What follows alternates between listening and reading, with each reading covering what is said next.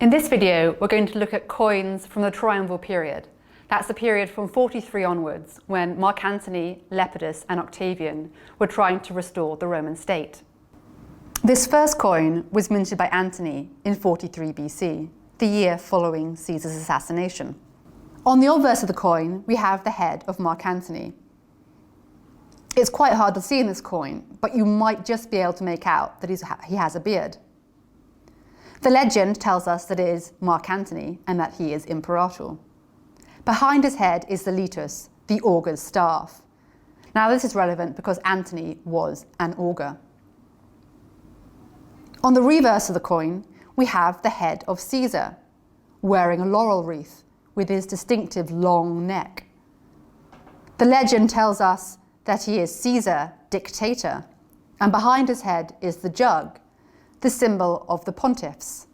And Caesar was, up until his death, Pontifex Maximus, chief priest. So what does this coin show us? Well, it shows us that even after Caesar's death, Mark Antony was very keen to continue his association with Caesar, to emphasize Caesar's victory by the laurel wreath, his religious office by the jug, this emblem of the pontiffs, and the fact that Caesar was dictator.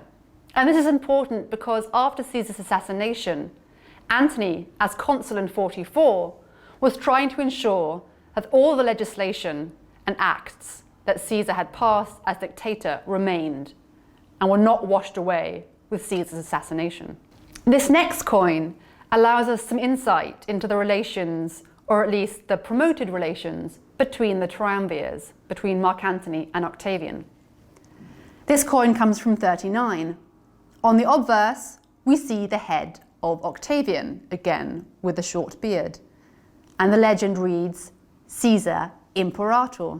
On the reverse, we see an object that is called a caduceus. This is the herald staff, the wand of Mercury, and underneath it is the legend Antonius imperator. So the obverse of the coin refers to Octavian, who by this point had taken the name Caesar, and the reverse to Antony. In this respect, Antony and Octavian are equals. Their name is on either side of the coin. However, the obverse, the portrait, is of Octavian, whereas on the reverse with Antony's name is the caduceus. But what's the point of this herald's wand? What did it mean to a Roman audience? What were Octavian and Antony trying to communicate with this coin? The caduceus was the emblem of the herald, but it also had a meaning of peace, as Aulus Gellius tells us in his Attic Nights. The Roman people had sent them, that is the Carthaginians, a spear and a herald's staff, signs respectively of war and peace. They might choose whichever they pleased and regard the one which they chose as sent to them by the Roman people. The spear is obviously an emblem of war, and the caduceus, the herald staff, is about negotiation and ultimately peace. So why is Octavian minting a coin with the caduceus on and naming Antony alongside himself? Well, this coin comes from 39 BC. The year before, Octavian and Antony agreed a treaty at Brundisium in southern Italy after the siege of Perusia, which was a battle fought between Lucius Antonius, Antony's brother, and Fulvia, Antony's wife, and Octavian. After Octavian had successfully defeated Lucius and Fulvia, and after Fulvia's death, Antony and Octavian came to an agreement through the marriage of Octavia to Antony. The idea of marriage is about concord, but it's also an alliance between two families. And so the caduceus on the coin was emblematic of the agreement and negotiation they had reached. In fact, we see this on other coins of this year. So here we see a quinarius, half a denarius. On the reverse, we see the caduceus again, but this time there are also two joined hands, symbolizing agreement, and the legend Marcus Antonius, Gaius Caesar. So we can see that in 39, both Octavian and Antony were keen to stress their alliance, their negotiation and peace. All thoughts of war were swept under the carpet.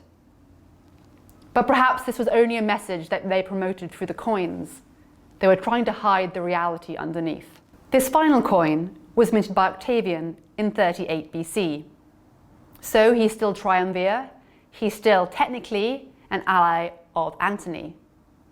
But what's interesting about this coin is that it promotes Octavian's right-hand man, Marcus Agrippa. The obverse of the coin shows us the bearded head of Octavian. And the legend gives us a bit more detail about the image he is wanting to project. He is Imperator Caesar, but he is also Divi Iuli Filius, son of the divine Julius. So by this point, Julius Caesar has become a god, and Octavian is using this to his full advantage. On the reverse of the coin, there is no image, only a legend. Marcus Agrippa, consul designate. Whilst the obverse of the coin promotes Octavian as the son of a god, Agrippa is promoted as the consul for the following year. It's not quite the same thing. He hasn't got a portrait, and he's definitely not divine. This coin demonstrates a partnership, but it's an unequal one. Octavian is the son of a god, Agrippa merely consul designate. Nevertheless, it's a small insight into the relationship of two men who would, between them, create the empire.